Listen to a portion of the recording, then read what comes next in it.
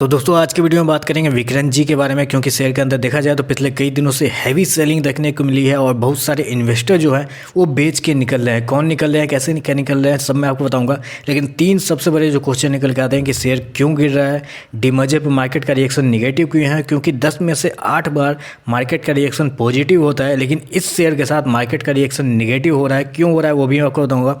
और तीसरा जो ये डीमर्ज होने वाली जो कंपनी है VI e-commerce and IT solution limited, ये बेसिकली करती क्या है, इसका क्या रोल है इस डीमर्जर्स में।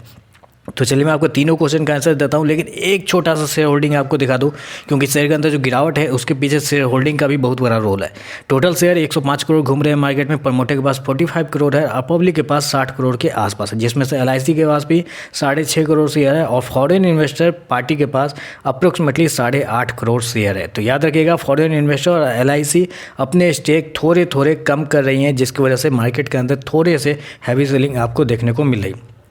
और मैं आपको बता दूं कि क्रेडिट स्विस जो है वो भी इस शेयर के अंदर इन्वेस्टेड हैं, तो उनकी वजह से भी थोड़ी सी सेंटीमेंट निगेटिव है और शेयर के अंदर गिरावट जारी है। तो शेयर क्यों गिर रहा है, तो इसके पीछे का रीज़न क्या है, तो इसके पीछे का रीज़न दो निकल कर रहा है। पहला तो LIC, FPI और FII और इंस्टीट्यूशनल इन्वेस्टर, ये सभी लोग अपना माल थोड़ा थोड़ा करके बेच रहे हैं, जिसकी वजह से सेलिंग प्रेशर थोड़ा सा आपको देखने को मिली।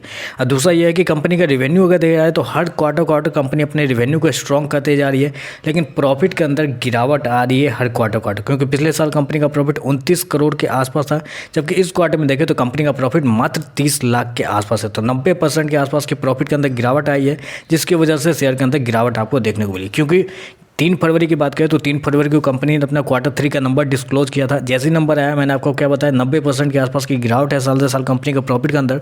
उसकी वजह से शेयर 28 रुपये से गिर के पहुंच गया सीधे 20 या 22 रुपये के आसपास। जैसे ही 22 रुपये के आसपास आके थोड़ा सा होल्ड करने की कोशिश किया, उसी समय 3 मार्च को कंपनी की तरफ से एक और अनाउंसमेंट आती है, और अनाउंसमेंट में रूप में आती है कंपनी डीमर्जर्स के ऊपर। कंपनी डीमर्ज करने जा रही है अपने आप को, 2 एंटिटी में कंपनी अपने आप को डिवाइड करने जा रही है, जिसकी वजह से मार्केट के अंदर थोड़ा सा निगेटिव सेंटीमेंट क्रिएट हुआ। क्यों हुआ, चलिए मैं आपको बताता हूँ। क्योंकि अगर देखा जाए तो 2 सेपरेट एंटिटी में क्या करने वाली कंपनी, पहला तो एक विक्रांत जी होगी और दूसरा एक होगा VL ई-कॉमर्स कंपनी। तो बेसिकली आपको ये समझना बहुत ज़रूरी है कि विक्रांत जी और VL ई-कॉमर्स कंपनी करती क्या है। क्योंकि विक्रांत जी का काम क्या रहता है, बेसिकली ये टेक्नोलॉजी में काम करती है, banking, insurance, e-commerce and logistic services में बेसिकली इनका कुछ रोल होता है। तो ये 5-6 बिजनेस है जो कंपनी ऑपरेट करती है, जिनमें से अगर देखा जाए तो VL ई-कॉमर्स का क्या काम है, तो वो बेसिकली क्या करती है, tele medicine, online pharmacy, logistic और ई-कॉमर्स में काम करती है। तो बेसिकली अगर बोला जाए तो विक्रांत जी का जो मेन बिजनेस है वो VL ई-कॉमर्स के हाथों में जाता है। तो अगर कंपनी अपने आप को डिमर्ज करी है, तो इसका मतलब ये हुआ कि उनका जो मेन बिजनेस है वो विक्रांत जी से निकल के VL ई-कॉमर्स में आ जाएगा, और इस वजह से कंपनी का वैल्यूएशन जो है वो बहुत ज़्यादा कम हो जाएगा, जिसकी वजह से मार्केट में थोड़ा सा निगेटिव सेंटीमेंट हो चुका है और शेयर के अंदर गिरावट आपको देखने को मिले। क्योंकि कंपनी का जो अगर बात करें लेफ्ट हैंड और राइट हैंड, 2 हैंड होते हैं, तो उनमें से कंपनी का जो राइट हैंड है वो है VL ई-कॉमर्स कंपनी। तो अगर आप अपने राइट हैंड को ही हटा देंगे तो प्रॉब्लम आ जाएगी, फिर तो शेयर के अंदर अच्छी खासी गिरावट आनी भी चाहिए, और यही वजह से कंपनी के अंदर शेयर के अंदर अच्छी खासी गिरावट आपको देखने को मिलेगी।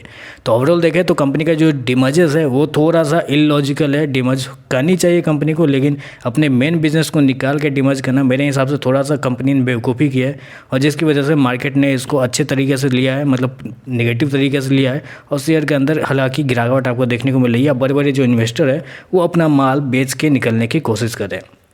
तो मेरे हिसाब से डीमर्जर्स थोड़ा सा निगेटिव है। हो सकता है कि डीमर्जर्स से पहले तक आपको एक अच्छा खासा करेक्शन भी आपको शेयर के अंदर देखने को मिल सकता है। तो बस आज के लिए बस इतना ही। वीडियो पसंद आए तो लाइक कीजिएगा, साथ में साथ चैनल को सब्सक्राइब जरूर कीजिएगा।